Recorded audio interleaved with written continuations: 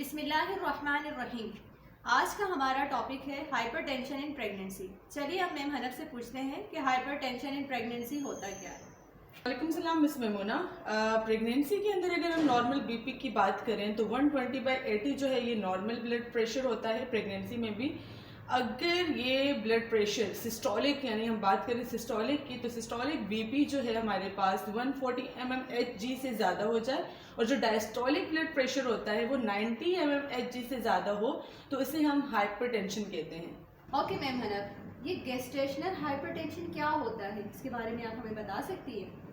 देखिए, gestational hypertension का मतलब है कि 20 हफ्तों के बाद अगर जो ब्लड प्रेशर है वो 140/90 या उससे ज़्यादा हो जाए और यूरिन के अंदर प्रोटीन ना हो तो उससे हम कहते हैं गेस्टेशनल हाइपरटेंशन।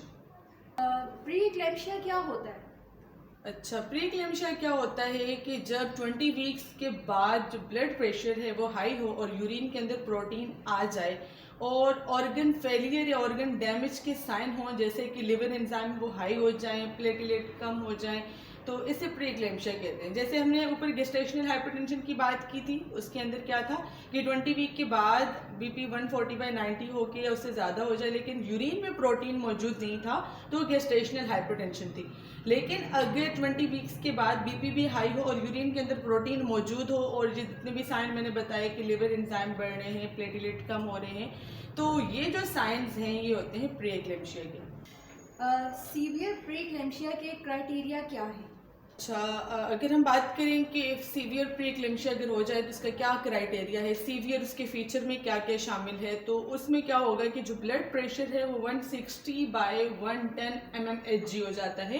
सीवियर हेडेक होगा, ब्लर विजन होगी, प्लेटलेट उसके लेस देन 1 लाख होंगे, उसके अलावा लिवर एंजाइम और ज़्यादा डबल हो जाएंगे, एपिगेस्ट्रिक पेन होगा। तो ये कुछ फीचर्स हैं जो कि इंडिकेट करते हैं कि पेशेंट को जो है वो सीवियर प्री इक्लेम्शिया हो गया है।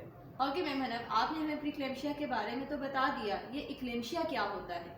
देखिए, अभी जैसे हमने प्री इक्लेम्शिया के बारे में डिस्कस किया है, जितने भी साइंस हैं, प्री इक्लेम्शिया मीन इक्लेम्शिया से पहले, तो इक्लेम्शिया से पहले जितने भी साइन हैं उन साइन के साथ अगर पेशेंट को अनएक्सप्लेन फिट्स यानी सीजर पड़ना शुरू हो जाए, झटके लगना शुरू हो जाएं, तो ऐसी कंडीशन को इक्लेम्शिया कहते हैं।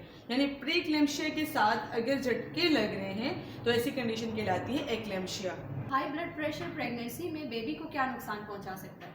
देखिए, प्रेगनेंसी में अगर ब्लड प्रेशर हाई है तो उससे बेबी को क्या नुकसान पहुंच सकता है, इसमें बेबी की जो है ना वो ग्रोथ रुक जाती है, यानी IUGR हो जाता है, इंट्रा यूट्राइन ग्रोथ रिस्ट्रिक्शन हो जाती है।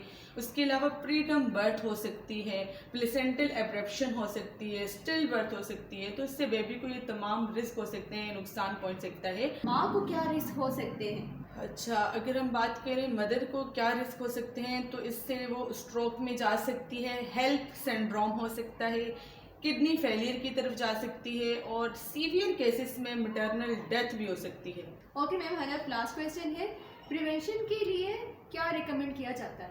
हम बीपी को कंट्रोल करने के लिए मेडिकेशन दे रहे होते हैं। उसके अलावा इसमें जो मेन चीज़ है, सीजर्स हो रहे हैं यानी फिट्स झटके पड़ रहे हैं, तो उनकी प्रिवेंशन के लिए सबसे मेन चीज़ जो है वो मैग्नीशियम सल्फेट जो ड्रग ऑफ चॉइस यूज़ किया जाता है। तो आज हमने जो है हाइपरटेंशन इन प्रेगनेंसी के ऊपर एक छोटी सी वीडियो रिकॉर्ड की है।